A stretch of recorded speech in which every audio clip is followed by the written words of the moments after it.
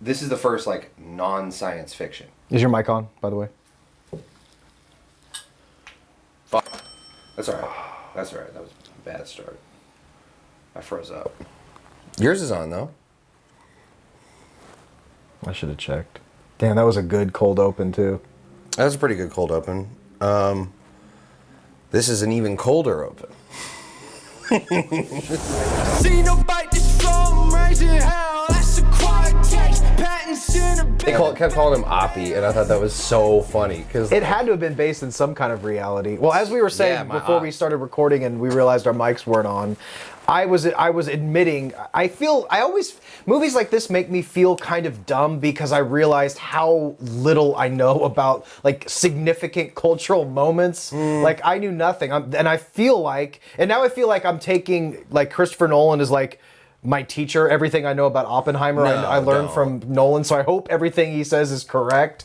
But I felt like I was watching like a lecture or history lecture in the best way with this one. Well, I think what's really cool about Oppenheimer is that the biopic is very easy to become corny and kind of cheesy and like, all right, let's I guess this is a biopic, isn't it? 100%. I wasn't viewing it like that. No, and it's not. Neither does Nolan. Yeah, that's why interesting. this movie I think is so great. Is like this is a biopic, but focused almost entirely on like it's a character study. This is basically like There Will Be Blood, but with a real person. Not in the sense of like the direct premises, like because this is more about moral quandaries and stuff, and Daniel Plainview is sort of much more a villain than Oppenheimer is. But taking a man who's flawed and then put in what is it, the annals of history? I would probably say annals or something. The annals of history? Yeah, the annals of history. It's on my browser. But like it's not concerned with any of that. It's like it's not concerned with exactly what's going on. Well, it's interesting you bring this up as a biopic because it's so cinematic. It's like a cinematic documentary or a cinematic telling of these events from like all of the people involved. I thought this movie was pretty incredible. Well, but you know what I mean. It was done like a science fiction action movie. Like the dialogue scenes, as is kind of a staple with Nolan. Like I said, as we were leaving the story, even the dialogue sequences are like you're watching two Transformers fight with the score and the cinematography, and it was so amazing, compelling. Like there was never a second. There's only one part of the movie, you know, and it's like 10, 30 a minute of like silence. And it's so intentional. Yeah. And that's the thing with biopics that gets so shitty. It's like, okay, now there's like a 45-minute stretch where he is doing this thing that we know he did, and then there's a half hour. Well, all of the dialogue is done like the action sequence, but then like when the bomb, I guess I don't want to spoil the cinematic, how he showed the bomb, but you think the bomb is going to be this massive set piece, and it's done so subtly and so quiet, you know, to show the impact of what this thing actually does. Yeah.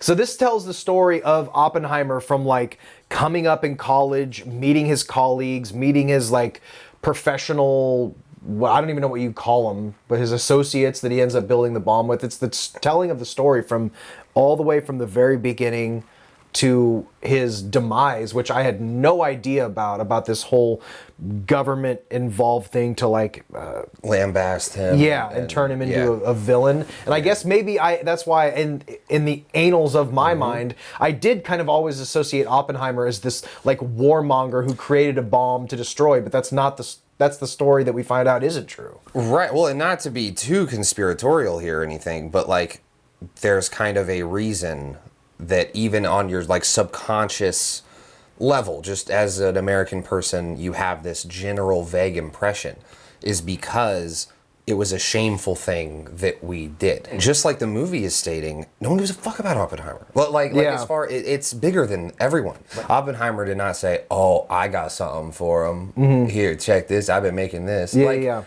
He was a scientist. And if his passion and his obsession, which we learn early on, is about like stars dying and collapsing and like where does that energy even go? Like harnessing nuclear energy.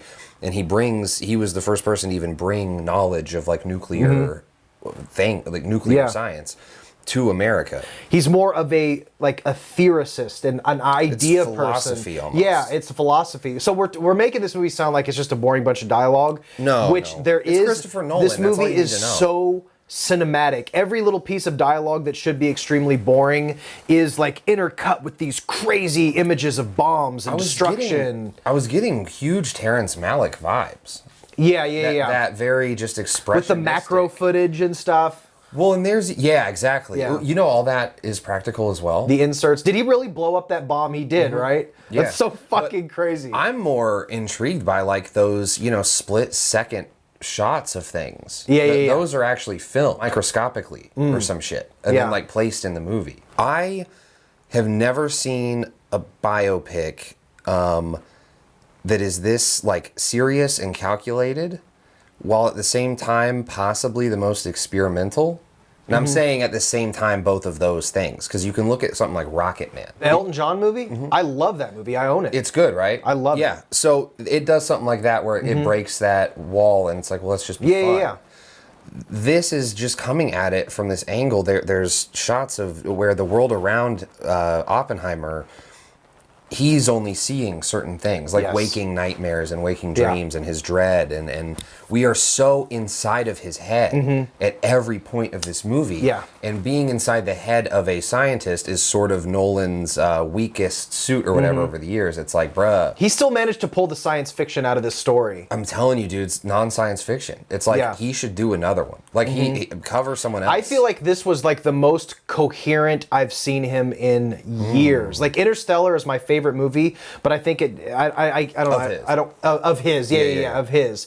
And I feel like it's because I kind of understood what was going on, even as crazy as it was. This movie does such an incredible job at making extremely complicated ideas make sense and be suspenseful. That's what I was kind of going on, how like, yes, all movies are obviously inherently cinematic, but I think if more movies, like you said, took the filmmaking aspects, the extremely cinematic aspects like they did with Elton John's movie and this one, you could make so much more of an interesting film. That's what I loved about this movie, is that it took somebody like me who knew literally nothing and who may not be crazy interested in watching like a historical movie. Like a 3-hour doc would not. Yeah, because this movie is three hours long, but it felt like a suspense war movie. But also, you don't get all the war information like by showing like a close-up on a TV of the news reporter. You have the people involved in it staring directly at like a wide shot of Oppenheimer and have him wrestle with these concepts. So all these concepts are told through like reaction, like this just happened. Oppenheimer, what are we going to do? This is why we need to do this. This is why we need to build that bomb. And it at the same time explains why he wrestles with it so deeply. Yeah. And how he wasn't that warmonger. He didn't want all this destruction and shit. And he wasn't a victim either. They turned him into a villain because of his nature of not wanting to destroy. But he's also not, it's not like Hacksaw Ridge or something where he's like a pacifist or like he's famously not wanting to destroy. Like, he's aware of what he did. A pragmatic, logical, smart person. And it's like making a biopic about someone like that is hard. The cast in this movie? The cast was insane. Insane. Like, in more ways than one. Like, it's not just all these big stars. It's specifically not. We have Cillian Murphy in a lead role. First one I know of it. I mean, I'm probably wrong on this, but as far as this level, since 28 Days Later.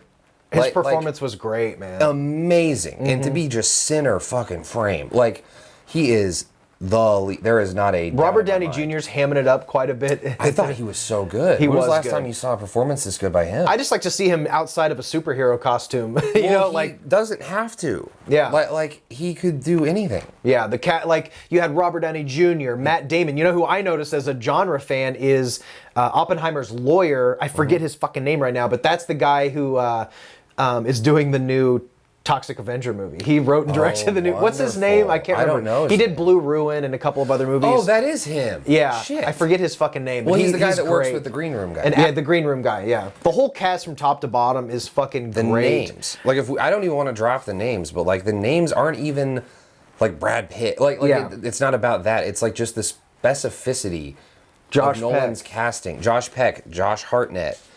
That one child actor who played Elf, who played the elf the beloved elf in the Bernard. That's Bernard. He just gained like 100 pounds. Okay. But then you had Emily Blunt, who I thought was pretty good. Oh. I thought some of the performances towards the end to me were a little kind of overdone. Yeah. The handheld stuff in Robert Downey, the black and white handheld stuff towards the end with Downey Jr. cheesed me out a little bit, but none of it was bad. The takeaway that I want to say away from this movie is if people who are on the fence about it, if you're not interested in like a super heavy historical thing, historical biopic. Yeah, it's not that. It's done so cinematically, and the sound design is insane. Like I was talking about how there's insane orchestral scores going on during dialogue scene. It does make it not boring. It's never it forces you to listen in a Nolan movie, because like one of the big complaints with Tenet, like it does fuck it up. Like it doesn't. It's so bizarre to me that you still can't ignore it. No, but like how at the end of the day, the score. I mean, you can't ignore the score. Oh man, Ludwig killed it, dude. This is the first time all of those big Nolanisms worked for me in a long time. Because he's telling a story that's like you can comprehend and are interested in. You know, I think being tethered to actual events to where you couldn't go too weird, kind of, I think that's what you're saying about he should take more reality-based things. I think it really worked for him here. Like from top to bottom, this movie tells an amazing story through like incredible sound design and cinematography. Everything fucking gelled. Like he finally did something that I think more than Nolan fanboys are going to appreciate. You know, 100%. But you get all the beats of a classic action. You get the origin story. You get the putting the team together montage almost. You get the build up to is it going to work or is it not going to work, and then the fallout of that, and then a great conclusion. All in all, I highly recommend this. I recommend it as well. Just seeing a picture finally from him that's like not concept based, but character based. That's a huge thing here. That's my whole thing. That's what I've been trying to like. That's what I'll always talk to you. What I struggle with so fucking hard with his movies. This gave me both. I got the character stuff and the cinematic experience. Right. It's not a pitch. Worked. Like it's not an elevator pitch movie. Like it's not just the premise is so good that it carries the flaws there may be with character work. When you give Nolan a character to make a movie around. Yeah. And wouldn't you agree that's where he shined? Especially Dark Knight. That's why it stands out so much, because it's about a fucking character. Where would you stack this up in Nolan's filmography? If you're looking at the top, you're looking at the bottom. Yeah. Where is this sitting for you? For me, it's kind of high. I would say, as far as top 3, we could rank them all, but you haven't seen. I'm not going to rattle off a ranking. But this is up there for me, like Interstellar, like above it's Inception. Interstellar grade. I think it's better than Inception. It is, yeah. Inception is very much a premise movie as well. It's like, I mean, it's good. There's good, it's good acting, but it's all centered. The main character of the movie is its premise. Well, either way, I think we both recommend Oppenheimer. Highly, dude. Yeah. Highly. I was very happy with this movie. It really kind of snuck up on me, even though I've known about it for months and months. Just going to see it today, kind of spur of the moment.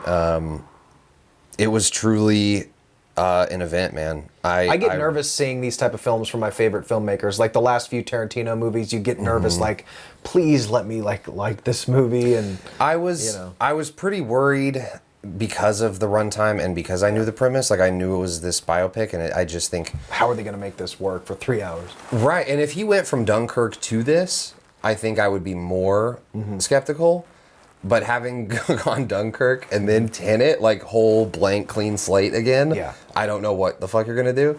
I want to see more. He made this so entertaining, dude. I want to see him do more like this. He doesn't even need to rein himself in, because he still did all of his Nolan shit. It's just the story was far more like engulfing. Like I felt more entrenched in the story. Now figure out a way to make a science fiction movie with your premise. And give us a protagonist that is not named protagonist. Yeah. You know what I'm saying? Go see it. Go see Oppenheimer, guys, or else you're the ops. Yep, unless you're the ops, guys. Google that if you're old. Like, think we're done. Fans. Yeah. Bye, guys. Love you. I was going to do my outro. Always be yourself. Yeah, but we don't have to do that for Don't forget. Takes. Yeah. What does Mr. Rogers say? What does Acquired Take say? Yeah, we need that. And that's an Acquired Take. I am Iron Man. Bye. Well, that's it. That was good. That was good. Yeah, I like that. Good flow.